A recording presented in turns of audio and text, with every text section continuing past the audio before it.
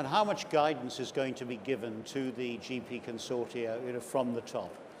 Well, the first thing, we're going to be going through a process over the next 2.5 years, really, of authorising GP consortia. Because to become a GP consortia and to get the budget, you have to be authorised. And the commissioning board is responsible for that authorisation process. So we'll be working on that. And we're starting from the point, our kind of start point is, we want every consortia to be the best they can possibly be. And our job is to help them become that. So we'll be working with the Pathfinders over the next 2 years to get them into a place, so by the time we get to 2013, they are capable of taking on the really serious and big, direct, taxpayer-funded financial responsibilities and service responsibilities that they will have to do. So that authorisation process, what we've said already, is that we want to build that with the consortia themselves. We don't want to sit in a room over here and design a system. What we want to do is talk to the consortia about what is the help they need. What are the things that we need to do to get them to a place where they can take those responsibilities? So we want to do that bottom up. But in terms of the quality standards and the commissioning guidance, there will be a significant amount of traffic in relation to that, because we will be setting out nationally what really good looks like. It'll be up to individual consortia to work out how you do it, but we'll be setting out what really good looks like. And we won't be behind the door or embarrassed about that. We will come out absolutely straightly and set out what that means. And will they be able to commission from day one? Well, already, some of the Pathfinders are already commissioning. They're already, with arrangements that they've got in place with their PCTs to delegate responsibility, Pathfinders are already commissioning. And our expectation is that everyone will be ready to commission from day one, 1st of April 2013. And what about those GPs who are reluctant to join consortia? We heard a little bit about that in the previous session. What do you say to them? Well, it's partly about taking control of your own destiny, having a say and getting involved in the planning and organisation of services for your own patients, which seems to me a really important driver. But it's not necessary for every GP to want to be kind of an active member of the consortia. It's not. Some GPs simply want to treat patients and treat them better, and I think that's absolutely fine. Not everyone has to go to all of the consortia meetings, get involved in it all. But we're convinced there's enough people who want to do that to make it a reality. And is it about 80% of the commissioning is going to be done by the consortia? What about the other 20%? Yeah, that will be the commissioning board, right, that does that. And as I say, the complexity of that is you're commissioning at a big national level for very complicated conditions, and also commissioning at a very local level in relation to primary care. And how much help and support? I mean, you've already talked about some of it, but is there going to be a life raft of help and support for consortia, or will some of them be allowed to fail? Well, it's interesting the way you put it in the way that you've done. There will be a lot of support available for consortia. We're going through a whole set of diagnostic processes now with the Pathfinders to work out what it is that they need. We've allocated resources to enable us to support people through all of this process. So there will be a lot over the next 2 years of support and help. The PCTs, the PCT clusters that have been set up there, are they designed to help the consortia. Will consortia be allowed to fail? Well, I would sincerely hope not. I mean, it seems to me part of my job in the commissioning board is to prevent failure.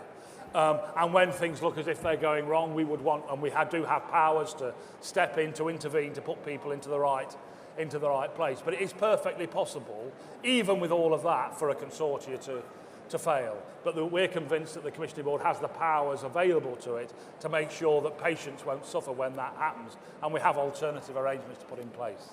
Right, let's take some questions. Who'd like to put a question? Yes, gentleman just there, and then, do I see another hand? Yes, the lady just over there, next. Sir. Yeah, hi, I'm Kieran Palmer. Oh, you had a go in the last session, didn't you? I did not, sir. I just looked like someone else who did, I think. Could you just hold the microphone up a little closer? Yeah, sure. So I think we have something of a dilemma and a tension in the system.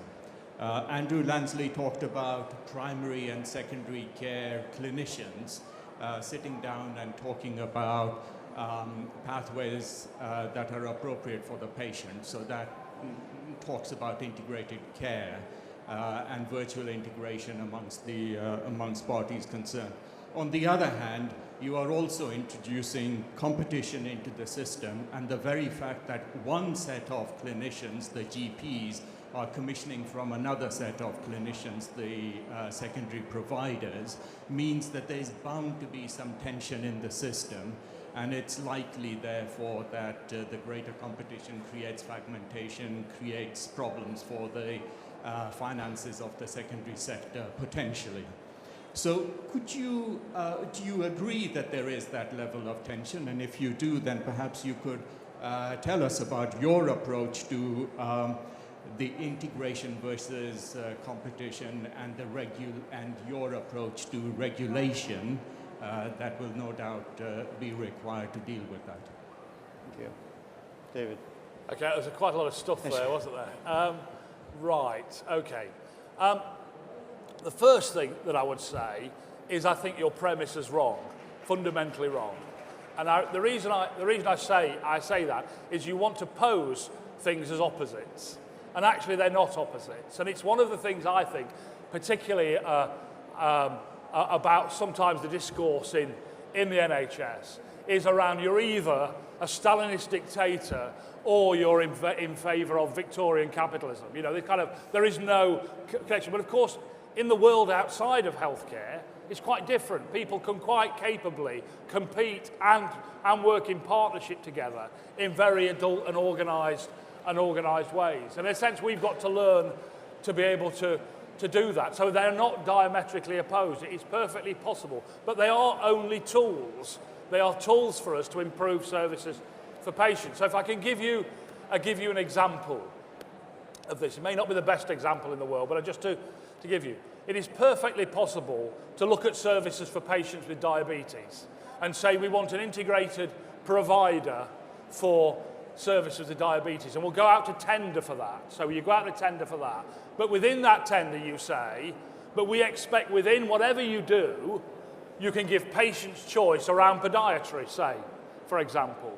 So you can have out of that a whole series of podiatry providers working in competition against a background and integrated service. So it is perfectly possible to do both. We just need to think about it. Most of the rest of industry, most of the rest of the economy, perfectly capable of managing and running value chains where competition and partnership work together. We just need to get our head around it and make it work.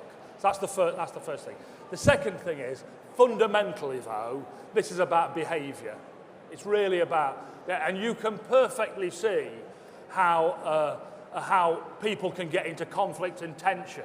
And indeed, tension is not always a bad thing. We need some tension in the system. The idea of it being incredibly cosy should be at least as worrying to us as tension. But that's about leadership. That seems to me that's about clinical leaders being able to look beyond the next quarter or the next half year or the next plan, to think about the relationship long term that they're trying to build up across the system as a whole. I mean, it seems to me obvious that you've got commissioning consortia and hospital providers operating in a locality. There is no other source of income. It's in both of your interest to work together.